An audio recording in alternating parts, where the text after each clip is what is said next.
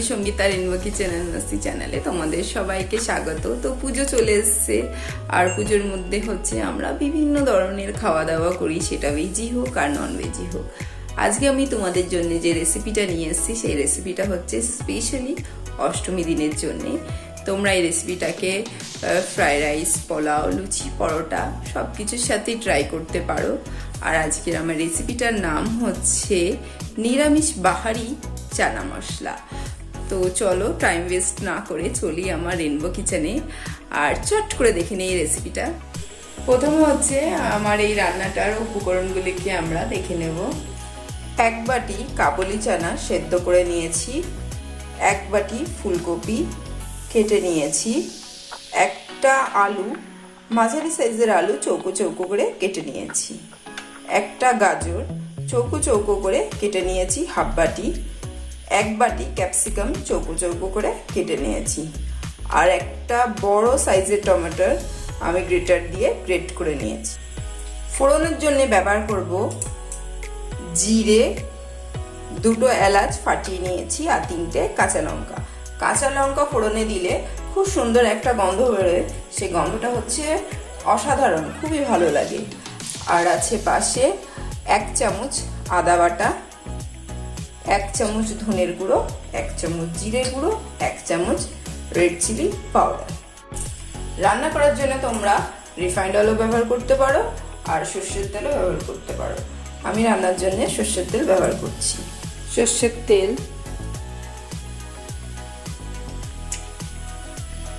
দিয়ে দেবো জিরে, এলাচ, কাঁচা লঙ্কা।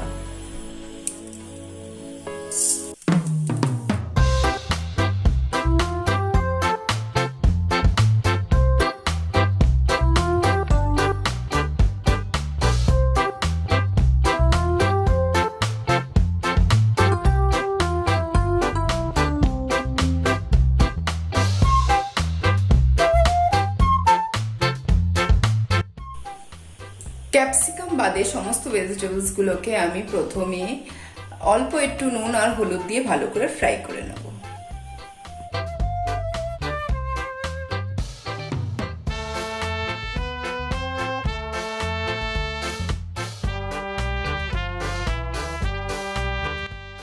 সবজিগুলো 5 মিনিট ভাজার পরে দিয়ে দেবো ক্যাপসিকামটা।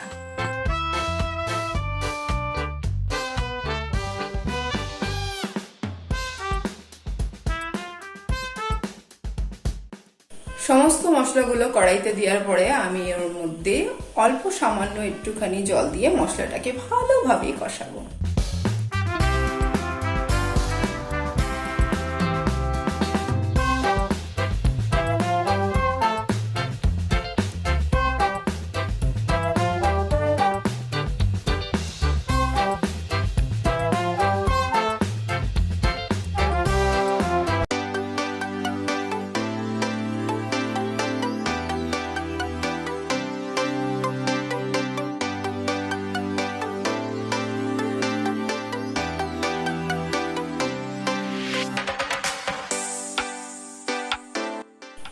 সমস্ত ভেজিটেবলগুলোকে মশলা দিয়ে ভালো করে কষিয়ে তারপরে সবার শেষে আমি সেদ্ধ করে রাখা চানাগুলো ওতে দেব।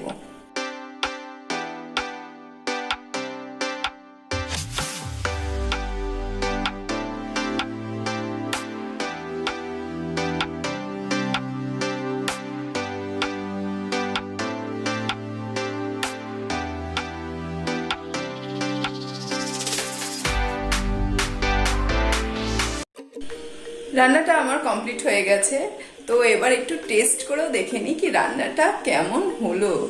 স্বাদটাও তো দেখতে হবে কি কেমন হলো।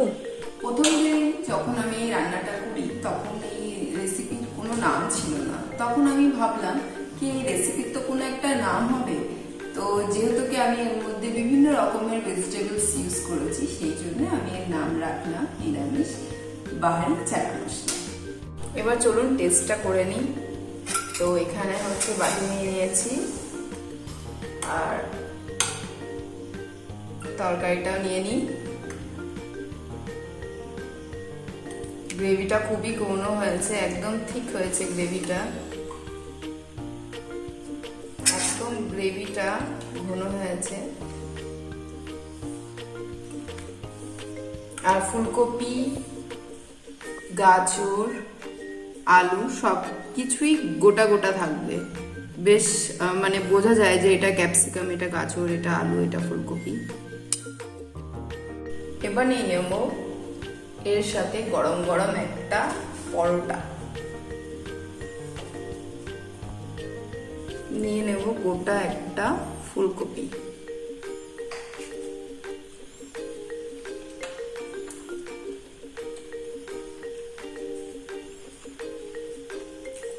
খেতে একদম অসাধারণ হয়েছে। আর তরকারিগুলো, চানা সবকিছুই খুব সুন্দর সেদ্ধ হয়েছে, কিন্তু ওভার কুক হয়নি।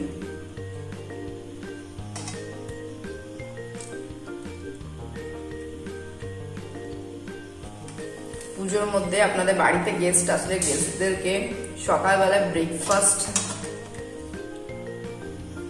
ব্রেকফাস্টে যদি আপনারা এই রেসিপিটা আর সাথে গরম গরম পরোটা করেন, জাস্ট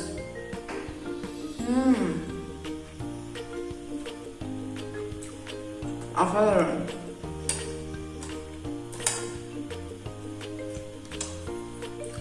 কোনো তরকারিতে ক্যাপসিকাম দিলে সেই তরকারির স্বাদ গন্ধ একদম দ্বিগুণ হয়ে যায়। আর তার মধ্যে হচ্ছে কাঁচা লঙ্কা ফোড়ন, তার গন্ধ তো একদম খুবই সুন্দর।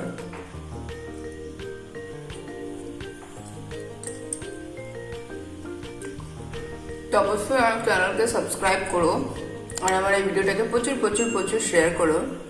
আর তোমাদের মতামত অবশ্যই জানিও যে আমার রেসিপিটা তোমাদের কেমন লাগলো, আর কি কি নতুন রেসিপি তোমরা জানতে চাও। Thank you for watching.